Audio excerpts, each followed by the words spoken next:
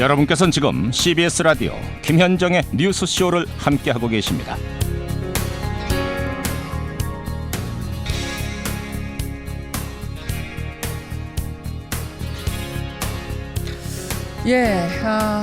미세 플라스틱 얘기를 좀 해보려고 합니다. 여러분 들어보셨죠? 미세 플라스틱 5mm 이하의 그야말로 미세한 플라스틱 조각을 의미하는 건데, 우리가 흔히 먹고 있는 천일염에서 미세 플라스틱이 발견되면서 어제 하루 종일 인터넷이 술렁였습니다. 6종을 실험했는데 다 나왔대요. 여기서 이게 무슨 의미인지 건국대학교 환경보건과학과 안윤주 교수 연결을 해보죠. 안 교수님 안녕하세요.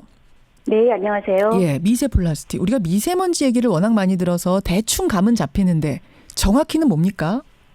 플라스틱 조각들이 이제 작게 쪼개져서 아주 작은 사이즈. 그래서 이제 5mm 이하까지 쪼개지면 그때부터 저희가 이제 미세 플라스틱이다라고 이제 부르기 시작하고요. 사실은 이제 그 크기도 굉장히 다양하고 모양도 다양합니다.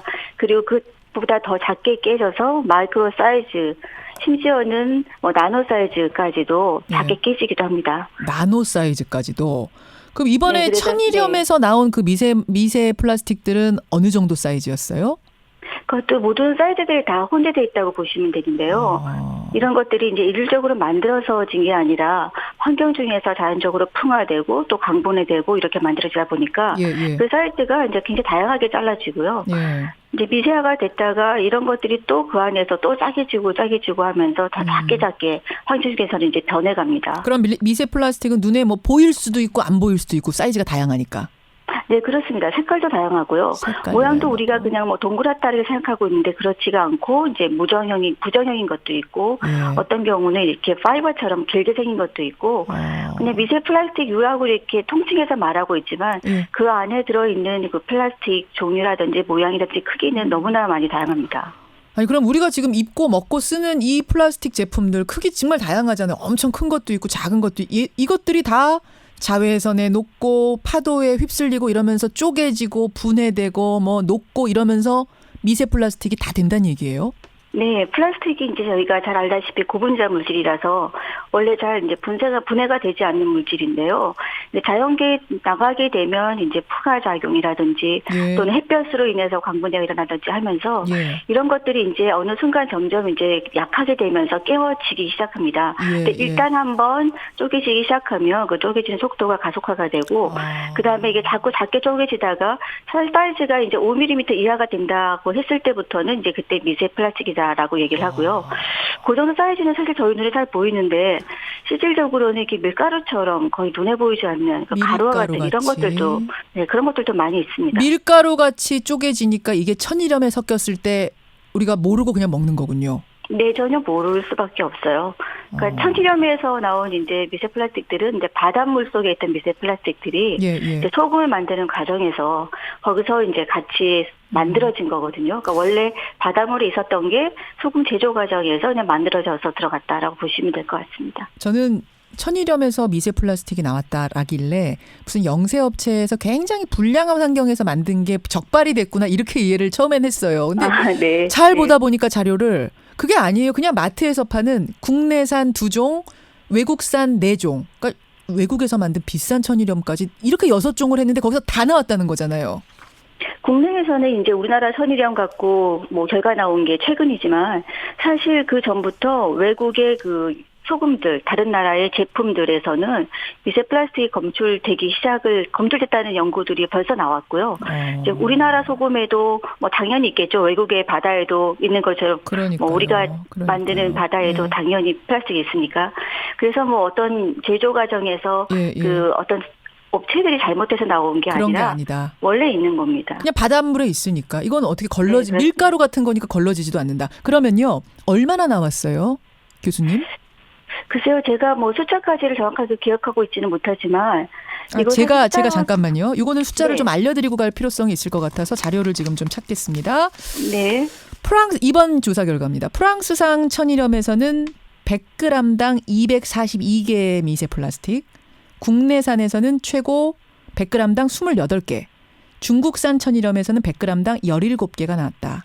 우리 국민 1명이 매년 먹는 소금의 추정량이 3.5kg이니까 그 3.5kg을 다 천일염으로 먹는다고 가정을 하면 한 명이 매년 500개에서 최대 8,000개의 미세 플라스틱을 소금을 통해 섭취하는 셈이다. 와, 이거 무서운데요?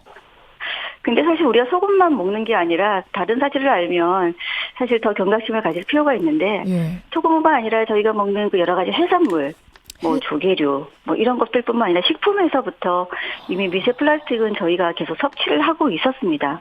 근데 최근에 이제 그거에 대해서 알게 되고 경각심을 가지면서 이슈가 된 것뿐이고 원래 있었던 것들입니다. 그러니까 저도 이 얘기 들으면서 아니 천일염에서 이렇게 나왔다는 얘기는 바다가 그 정도로 오염이 됐다는 얘기고 그럼 바다에서 나오는 다른 것들도 이렇게 오염이 됐을 거란 얘기겠구나 생각을 했는데 우리가 지금 먹는 음식 중에요. 천일염 말고 지금 조개 말씀하셨어요. 해산물 말씀하셨어요. 그것 말고도 어떤 것들에 또 이런 미세 플라스틱이 들어있을 가능성이 있습니까? 아마도 우리가 먹는 식재료에 다양하게 있을 것 같고요. 그리고 예를 들자면 어류의 경우에도 직접 이제 미세 플라스틱을 이제 섭취하기도 하고 어류. 또는 우리가 알고 있는 여러 가지 잔류성 뭐 유기 물질이라든지 예. 뭐 중금속처럼 이 미세 플라스틱들도 먹이사슬을 통해서 예. 그 전이가 됩니다. 그래서 하위 영양 단계에서 상위까지, 그러니까 최상위에 있는 게 사람이기 때문에 사람이 예를 들어서 어류에 포함된 미세 플라스틱을 어류와 함께 모르고 먹게 된다면 인체로 들어오게 되는 또 유입 경로가 됩니다. 그래요. 아니 그 어떤 다른 연구 사례 보니까 맥주랑 수돗물에도 미세 플라스틱이 있을 수 있다. 이거는 물을 원료로 하기 때문에 그렇다는 건가요? 플라스틱이라는 것은 사실 인류가 제일 많이 사용하고 있는 화학물질이고 안 쓸 수도 없고 도초에 쓰고 있고 그러면서 이런 어떤 부서진 작은 것들은 뭐 도초에 다 존재합니다. 그래서 수돗물뿐만 아니라 모든 데 다 있다고 보시면 되는데 단지 이제 그 숫자 자체가 아주 작기 때문에 현재 뭐 우리나라에 있는 수돗물에서는 아주 작은 숫자가 나와서 현재 크게 우려할 수치는 현재는 아닌 것 같습니다. 알겠습니다. 지금 이제 뭐 불안감을 조성하자는 게 아니라 우리가 따라서 환경을 생각해야 된다는 얘기를 하고 싶은 건데 청취자 2322님 먹어도 됩니까? 아주 직접적으로 물어보셨어요. 먹어도 됩니까 진짜? 이거 천일염에 섞여서 수돗물에 섞여서 뭐 맥주에 섞여서 해산물로 먹어도 됩니까? 사실 저희가 먹으면 안 되는 것들을 요즘 많이 어차피 먹고 있거든요. 환경이 이제 오염되니까 그 환경에서 나오는 여러 가지 식재료들 또는 이런 것들 통해서 먹을 수밖에 없는데 플라스틱이 다른 물질에 비해서 뭐 극히 위험하고 두려운 이런 대상이라기보다도 다른 오염물질과 마찬가지로 관리가 돼야 될 오염물질인 것 같아요. 그래서 플라스틱을 사실을 먹으면 됩니까라는 질문을 저도 많이 받는데 먹어서 인체에 어떤 영향이 있다라는 연구 결과는 아직 국내적으로는 현재 없습니다. 없습니다만 플라스틱 자체가 굉장히 소수성 물질이기 때문에 환경에 있는 다른 오염물질들이 거기에 이제 흡착되는 경우가 많이 있어요. 그래서 플라스틱 섭취하면서 흡착된 물질들이 또 몸속으로 들어가는 다른 경로를 제공하기도 합니다. 매개체가 되는군요, 그게. 그러니까 플라스틱을 먹어서 좋을 게 없을 거라는 건 분명히 우리가 유추할 수는 있는데 여기에 대한 제대로 된 연구 결과는 없다. 다만 플라스틱이 다른 화학물질, 안 좋은 화학물질을 흡착하는 매개체 역할로 몸속으로 그것들을 끌고 들어오기 때문에 더 문제다. 이런 말씀. 네, 플라스틱은 그런 역할을 할 수가 있습니다. 그러니까 물속에 녹아있는 물질들 중에서 이제 소수성 물질들이 있는데요. 이제 플라스틱 표면이 그런 소수성, 물을 안 좋아하는 특성이 있기 때문에 이렇게 끌어당기고 붙여서 이렇게 흡착하는 특성이 있어요. 그러니까 사실 이제 플라스틱들이 수중에 뭐 존재한다고 했을 때는 혼자 깨끗한 상태로 존재하는 게 아니라 그 표면에 여러 가지 오염 물질을 붙이고 있는 경우가 많아서 알겠습니다. 그렇게 먹게 되면 이제 같이 들어올 수도 있습니다. 자, 그럼 가장 중요한 문제죠. 어떻게 줄여야 하는가. 사실은 프란치스코 교황이요. 얼마 전에 해양 플라스틱 쓰레기 내버려두면 안 된다라고 직접 언급을 해서 크게 이슈가 되기도 했었거든요. 지금 여러분 한반도 면적의 7배 크기의 미세 플라스틱이 세계 바다에 떠다니고 있답니다. 전 세계 바다에 떠다니는 미세 플라스틱을 다 합치면 한반도 면적의 7배 정도가 된다는데 뭘 해야 돼요? 어디서부터 뭘 해야 됩니까? 플라스틱은 그동안 우리가 계속 많이 썼고 그리고 재활용이 안 되는 부분들은 많이 버려서 결국 환경으로 계속 갔고 이게 이제 축적되다 보니까 이제 거의 뭐 한계에 온 것 같아요. 바다도 뭐 너무나 많은 플라스틱 쓰레기들이 떠다니고 있고 예. 그래서 어떤 원초적인 해결책은 안 쓰는 건데 사실 우리가 플라스틱을 안 쓰는 거는 불가능합니다. 우리 생활에 너무나 필요한 물질이기 때문에. 심지어 옷 섬유에도 플라스틱 들어가는 거잖아요. 그렇죠. 합성 섬유에도 이제 합성 석유에 플라스틱이 포함되고요. 맞아요. 그런 경우에 세탁 과정에서 또 빠져나가기도 합니다. 예, 예. 그래서 어떻게 해야 돼요? 안 쓴다기보다는 일단은 환경으로 나가는 양을 줄이는 게 가장 최우선입니다. 우선 플라스틱 제품을 어디다가 넣는 거는 이제 규제를 하고 있는데 예를 들자면 화장품 속에 예. 뭐 미세 플라스틱을 규제한다든지 이런 것들은 뭐 작년부터 시행이 되고 있는데 그게 아니라 제품에 나가서 부서져서 나오는 이 미세 플라스틱들은 그 원초적인 근원이 되는 폐플라스틱들이 안 나가도록 하는 게 가장 중요합니다. 알겠습니다. 알겠습니다. 여러분 작은 것 실천할 수 있는 것부터 우리가 실천을 해야겠습니다. 여기까지 말씀 듣도록 하죠. 고맙습니다, 교수님.